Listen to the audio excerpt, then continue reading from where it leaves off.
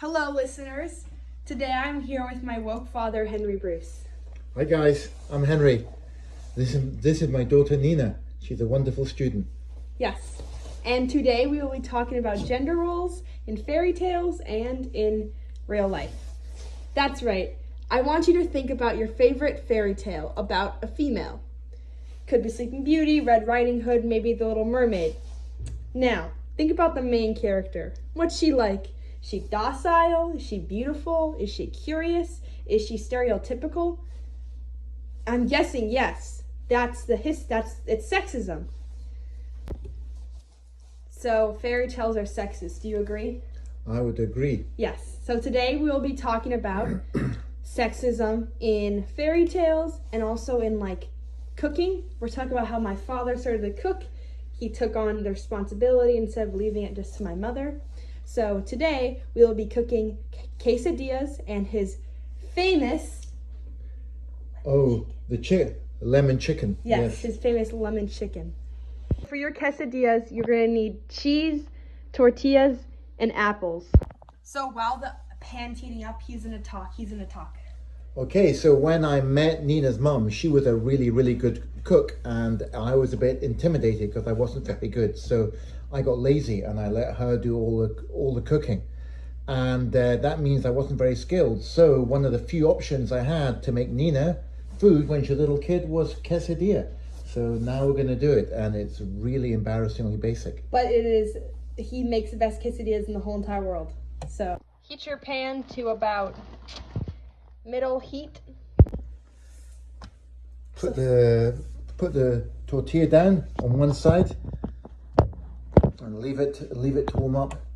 So while my father cooks the quesadilla, I am going to talk about the origins of fairy tales and the values passed down orally and kind of why they are sexist. So first of all, the 17th and 18th century, Charles Perrault with stories like Cinderella and Sleeping Beauty emphasized female passivity and male heroism.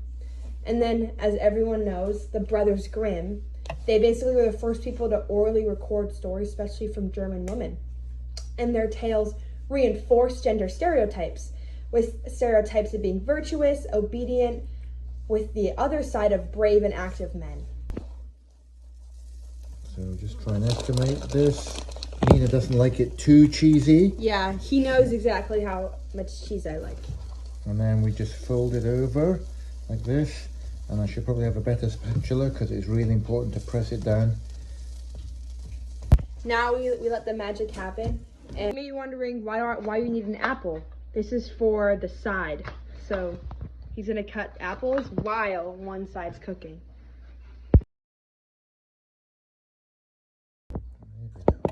Now our quesadilla is finished. So father will put it onto the plate. Here we have all the food groups.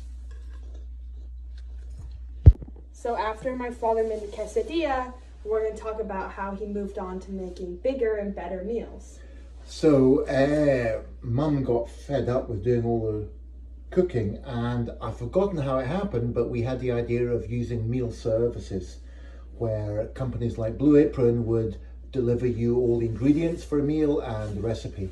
I like that because you could choose a meal. You didn't then have to decide what meal to go and buy and choose from the supermarket, and it arrived, it had the recipe, and I got really into it. And to start with, Mum and I would cook a meal each, but by the end I was doing all the meals. And it made me a lot more confident as a cook and gave me ideas about what I could make. So what do we have here? So here we have the finished lemon chicken. So obviously you start with chicken. I find that boneless chicken thighs are tasty. I think they're actually tastier than chicken breast. So start off with about a pound of that, and you can see I kind of chop it into slightly smaller pieces. You don't want it to be too small, otherwise it'll fall down into the grill. Then I add the lemon, so I get the juice from about a couple of lemons. Add a few tablespoonfuls of olive oil, some salt, pepper, and some garlic, lots of garlic. And what I really think makes the meal is the rosemary. It's fresh rosemary from our yard. Yes. And we chop it up, and when you chop it, you just get this amazing The smell. aroma. And the aroma is fantastic. Smells then delightful. We mix it all up, and you can see the rosemary. That's the little green bits there. And how long has this been marinating And this for? has been marinating now for about 48 hours. And usually the longer the better. Better the longer. So usually we cook this on the grill outside, because I think that just gives it a little bit more taste from the flame. So in the continuation of the history of sexism and fairy tales, the Victorian era is known for one of the most patronizing parts, where sexism really gets embedded. Fairy tales taught moral lessons to young women, promoting female domesticity and male protectiveness. So that kind of plays into all of like the homemaker, the woman's a homemaker, she's docile, she stays at home, she does all the cooking, the cleaning. That was really emphasized by the Victorian era of fairy tales. And then as we move on to the 20th century, this comes into play for Walt Disney. Early Disney films popularized these traditional roles of women being in the kitchen, depicting princesses as passive and reliant on male rescue.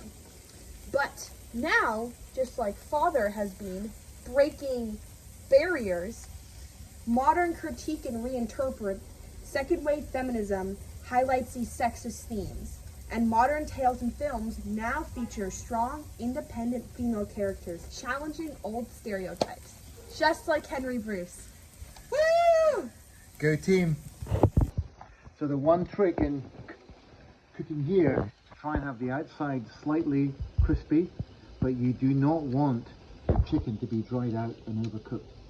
So you need to try and cook it as little as you can, which can be a bit risky because if the chicken's not fully cooked, Salmonella! you can get ill. Our dog is very hungry.